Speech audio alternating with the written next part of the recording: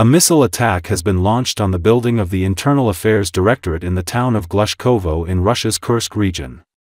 Footage taken by local residents from the area was shared on Telegram channels. 2 rockets were reportedly fired at the building, followed by several explosions. It is believed that ammunition was stored in the department, which exploded as a result of the attack.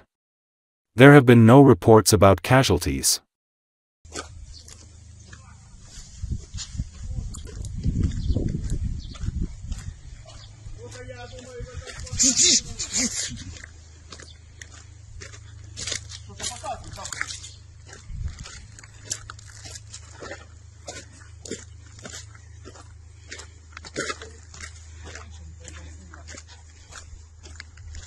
Мы были там уже внутри, и солдаты там уже были.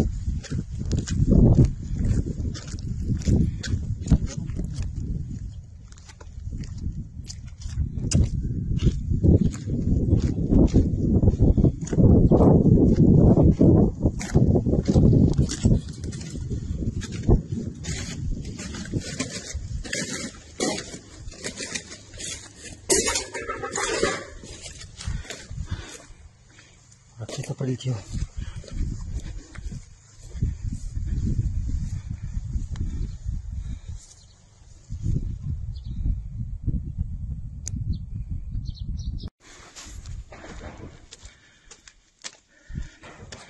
Только что нанесли удар по улице Максима Горького. 2 ракеты прилетело. Время 12 часов 7 минут.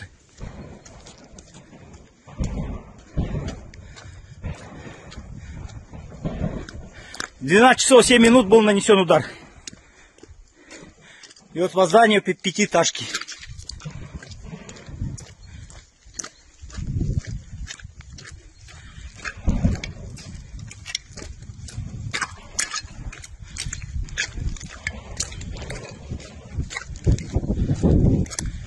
Что-то взрывается.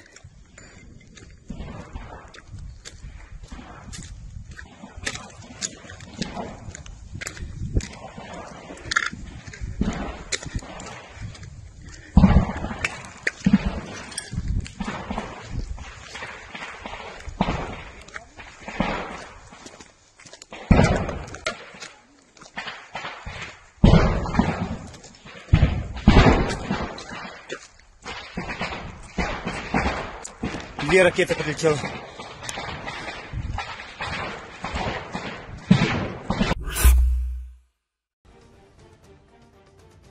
It is very difficult to cope at the front when up to 100 Russian motorcyclists fly into the positions. This was stated by Hero of Ukraine, officer of the Rubez Brigade of the National Guard of Ukraine, Vladislav Stotsky, call sign Fire, in an interview with Army TV. He shared that there had recently been an assault involving 100 enemy motorcycles. According to Stotsky, these motorcycles had attacked from different sides, and one could see how the entire strip was full of motorcycles. They have a guy with electronic warfare in the back and a driver in the front, and they drive up, blow up Ukrainian positions, fight, capture. The worst situation is when an infantryman has only one way out, because he has a hole into which the enemy can throw a grenade, explosives, and nothing can be done about it. He is standing on top. If he stands like this over one position, then the drone will hit. But if they stand like this over 3 positions, then the drone will hit 1. And what about the other 2? They are not fools there, the officer of the National Guard of Ukraine said. To deal with such an invasion of motorcycles, a drone advantage is needed, he said. A mortar, artillery, or AGS won't help here.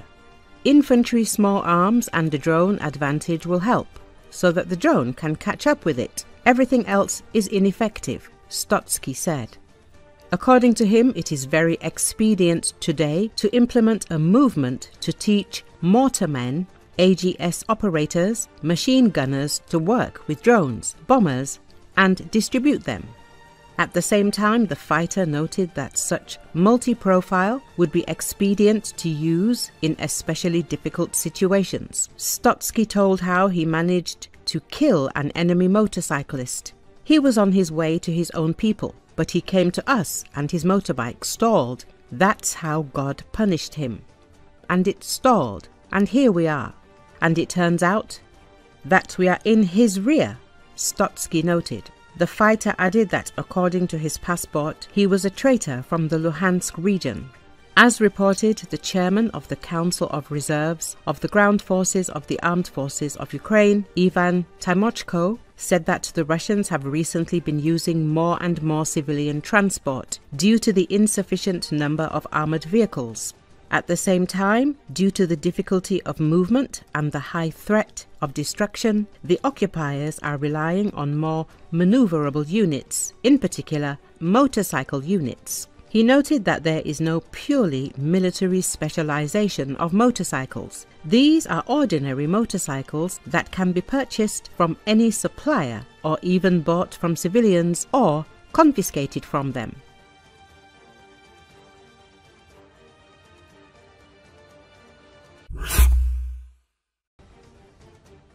The head of Chechnya, Ramzan Kadyrov, has asked to be relieved of his post. He personally told about this in a comment to the Chechnya Today news agency. Kadyrov commented on rumors about his resignation, saying that he had also heard about it. They write all sorts of things. On the contrary, I myself am asking to be relieved of my post. The other will have his own initiatives, his own vision. I hope that my request will be supported, he said. But he did not specify to whom exactly he was asking to be relieved of his powers as head of Chechnya. Kadyrov clarified that the decision on whether he will be dismissed is up to Putin now. Kadyrov's statement comes amid news that the Chechen dictator's illness, pancreatic necrosis, is progressing rapidly, and he has allegedly appointed his minor son, Adam, as his successor, according to the independent Russian media outlet Novaya Gazeta Europe. This is not the first time Kadyrov has asked for his resignation. He made similar statements in 2016, 2017 and 2022, according to the independent Russian media outlet Astra. In previous cases, his resignation was not approved. Reminder, earlier it was reported that Chechen ruler Ramzan Kadyrov's health was deteriorating, so he activated the process of transferring power. He has activated the process of transferring power, according to Novaya Gazeta Evropa. Kadyrov is strengthening the positions of his children and loyal clans. In 2023, Kadyrov's condition stabilized, but in early 2024, he did not go on his usual trip to Moscow. Instead, he was hospitalized in the private clinic IMED, owned by his wife. To hide this, the PR people organized a demonstrative trip for Kadyrov to the construction of the micro-district named after Putin. After a brief public appearance, he disappeared again. Since February, Kadyrov has spent much of his time in IMED, rarely appears in public and travels only by medical helicopter. His public activity has been reduced to posts on social networks, and the functions of the leader are performed by Prime Minister Magomed Daudov.